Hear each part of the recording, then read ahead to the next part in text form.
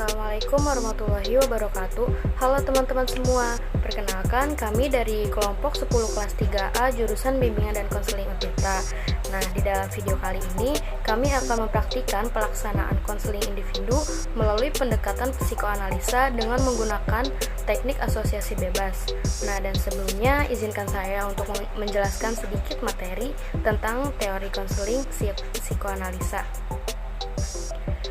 Teori konseling psikoanalisa pada mulanya dikenalkan oleh seorang tokoh bernama Sigmund Freud. Kemudian teori konseling psikoanalisa ini adalah sebuah proses pemberian bantuan yang dilakukan seorang konselor kepada konseli berupa pemberian saran, nasihat, atau saling bertukar pikiran. Nah, tujuan teori ini yaitu untuk membentuk atau menyusun kembali struktur kepribadian manusia dengan cara membangun sebuah kesadaran pada diri manusia itu sendiri. Kemudian yaitu teknik yang digunakan dalam praktik konseling ini yaitu dengan menggunakan teknik asosiasi bebas. Dalam teknik ini, konseling diperkenankan untuk bebas mengatakan apa saja yang mereka pikirkan. Lalu, dalam pelaksanaannya, konselor akan menyampaikan satu kata yang berkaitan dengan permasalahan konseli. Nah, dan yang selanjutnya konseli tersebut diminta untuk dapat mengungkapkan segala pemikirannya setelah mendengar satu kata yang disebut oleh konselor.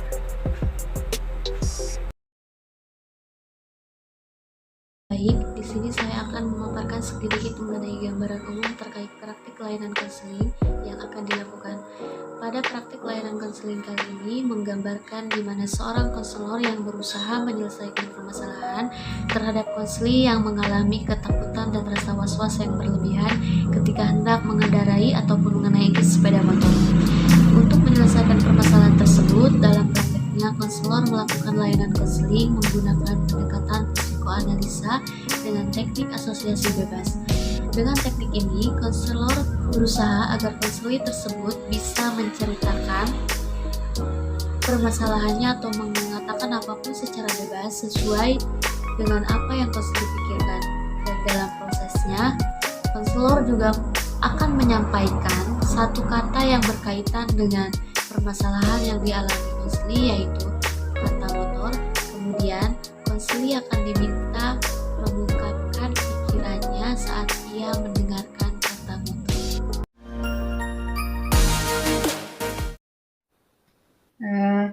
Baik, Assalamualaikum Ibu.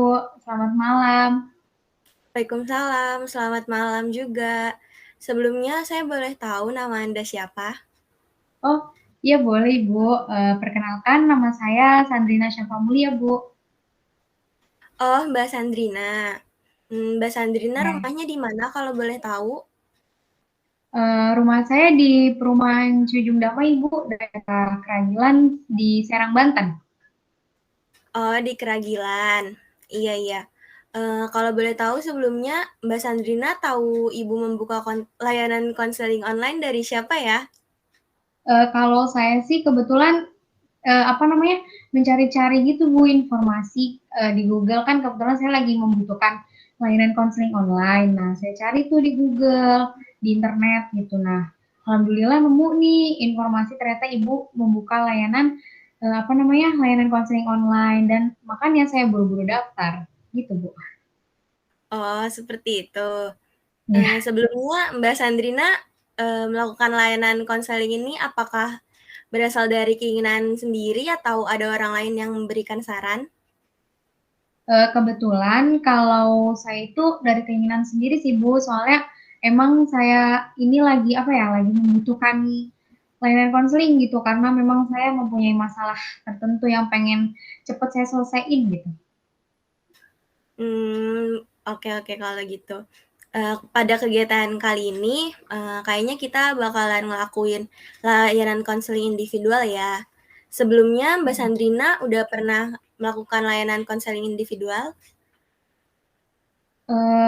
Sebelumnya saya belum pernah sih Bu, karena ini baru pertama kali gitu Bu. Oke kalau gitu.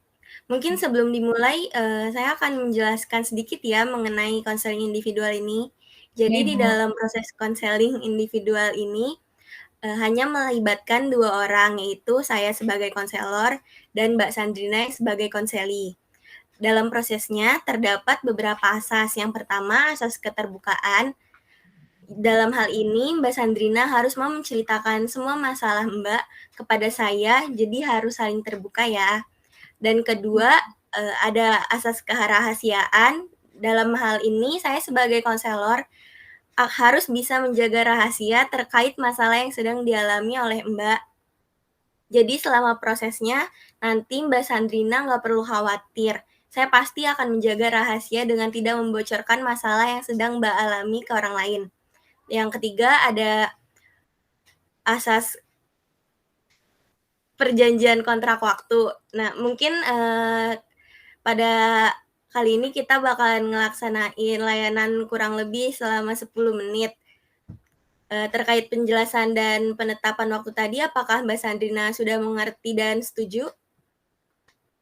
Ya Ibu, saya sudah mengerti dan juga setuju untuk lama waktunya. Oke, kalau gitu mungkin bisa kita langsung mulai aja ya Mbak. Baik Mbak Sandrina, mungkin Mbak boleh menceritakan masalah yang sedang dialami?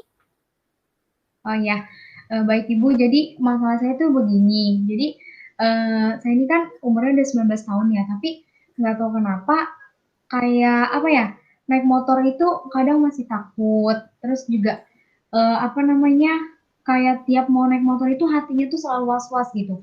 Selalu was-was, selalu khawatir, tapi yang berlebihan gitu. Kayak pokoknya tuh sebisa mungkin saya tuh menghindar gitu biar nggak naik motor. Jadi kalau misalnya saya mau pergi kemana-mana itu paling ya naik angkot atau enggak naik mobil pribadi gitu Bu. Oh, jadi masalah yang Mbak Sandrina alami ini adalah takut dan was-was saat naik motor, entah itu saat mengendarai ataupun saat dibonceng ya Mbak? Iya Ibu, betul. Nah, oke baik. Nah, kalau saya boleh tahu kira-kira apa sih yang membuat Mbak Sandrina takut ketika menaiki motor tersebut? Apakah yang ada di pikiran Mbak Sandrina saat melihat atau mendengar mengenai motor atau bahkan saat mendengar suara mesin motor yang ada di rumah Mbak Sandrina atau bahkan yang sering lewat di sekitar Mbak? Kalau untuk melihat motor dan juga mendengar suara motor itu kalau misalnya suara motor digeber gitu loh, kayak orang ngebut gitu naik motor terus digeber itu tuh gimana ya? Tiba-tiba hati saya tuh kayak nggak kayak was-was terus juga merasa deg-degan gitu kalau ngelihat motor yang digeber gitu. Terus kalau ada orang ngebut gitu, kadang saya langsung ngebayangin, aduh takut jatuh, terus ngebayangin luka lah, ngebayangin darah gitu Bu. Sebelumnya Mbak Sandrina pernah mempunyai pengalaman buruk mengenai motor? Iya sih Bu, kebetulan ada ya pengalaman gitu. Jadi dulu itu pas waktu saya itu belum lama bisa bawa motor gitu ya. Jadi kayak baru awal-awal gitu saya tuh pernah bawa motor. Nah, pas waktu saya itu bawa motor, ketika saya mau belokan, kan itu belokan jalannya turunan gitu ya. Nah, pas waktu saya belok itu saya jatuh gitu karena kaki saya itu nggak kuat nahan motornya gitu dan akhirnya saya jatuh. Terus habis saya jatuh itu kaki saya ketimpa motor gitu. Jadi saya tuh bingung nggak bisa bangun. Jadi posisi saya tidur aja gitu. Sampai ada orang sampai saya tuh nunggu orang buat nolongin saya gitu. Dan untungnya kan ada bapak-bapak ya. Jadi bapak-bapak itu yang menolong saya. Terus karena kejadian itu juga kaki saya itu sampai luka gitu, sampai biru gitu. Nah, udah setelah kejadian itu saya juga punya pengalaman pas waktu dibonceng sama sama bapak saya. Kan pas waktu itu bapak saya tuh bawa motor. Nah, tapi bapak saya tuh kayak gimana ya? Kayak eh, oleng gitu sih, terus tiba-tiba nyenggol belakang truk gitu, nyenggol berat belakang truk, terus kayak kehilangan kendali gitu, dan akhirnya kita berdua jatuh, terus saya di situ langsung lemes gitu loh, karena kan posisinya lagi di jalan raya gitu. Nah terus juga ada pengalaman lagi pas waktu saya dibonceng motor sama ibu saya itu pas mau belokan. Pas mau belokan, ibu saya tuh kayak terlalu banting setir gitu. Terus juga dan akhirnya gimana ya? Terlalu banting setir, akhirnya jatuh kita berdua, saya sama ibu saya. Terus abis itu karena di bawahnya kena batu, kaki saya luka. Itu sih pokoknya semenjak kejadian-kejadian itu bikin saya itu lama-lama kayak takut gitu kalau naik motor udah trauma duluan, takut jatuh.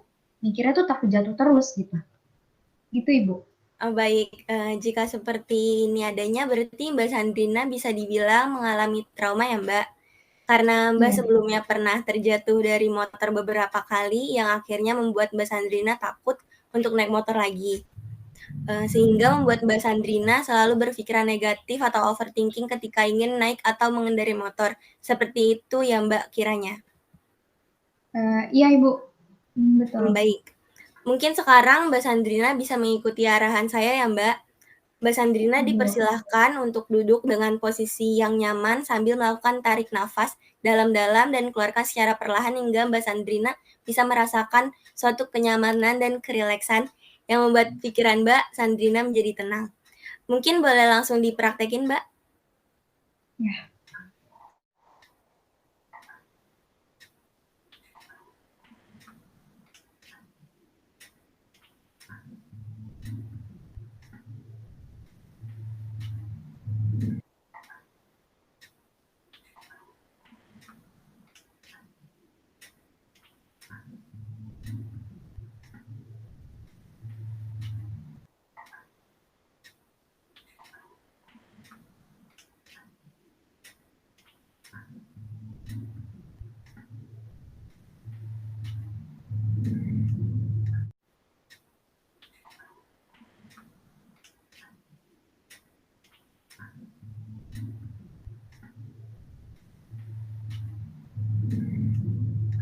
Sekiranya Mbak Sandrina sudah merasa lebih baik, Mbak Sandrina boleh membuka matanya, Mbak.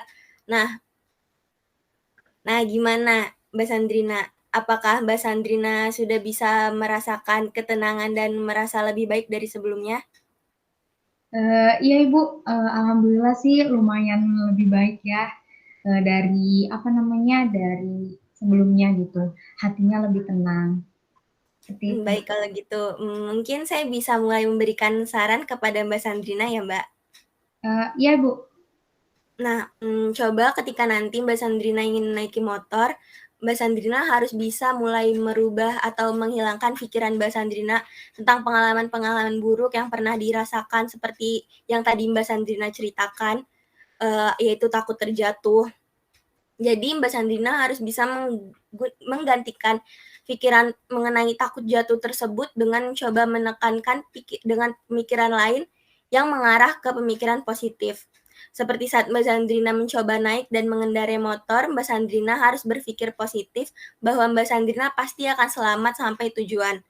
Selagi motor yang dikendarai atau dinaiki Mbak Sandrina itu berjalan dengan pelan dan sesuai dengan aturan lalu lintas, serta Mbak Sandrina memakai perlengkapan berkendara yang lengkap seperti helm, sarung tangan, jaket, dan sebagainya, insya Allah semua akan aman dan selamat.